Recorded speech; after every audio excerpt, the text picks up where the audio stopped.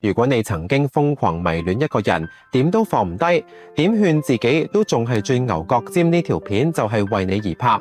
我哋一生會遇見好多人，佢哋陪你行一段路，然後離開。即使唔捨，都要學會接受，因為遺憾本就係人生常態。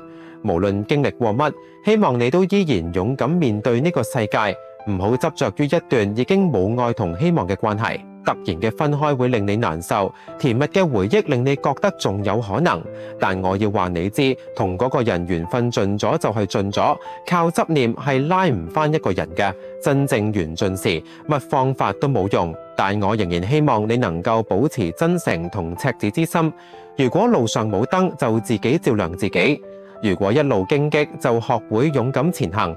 你本自具足，能破一切情苦，更好咁成為自己，而唔係成為更好嘅自己。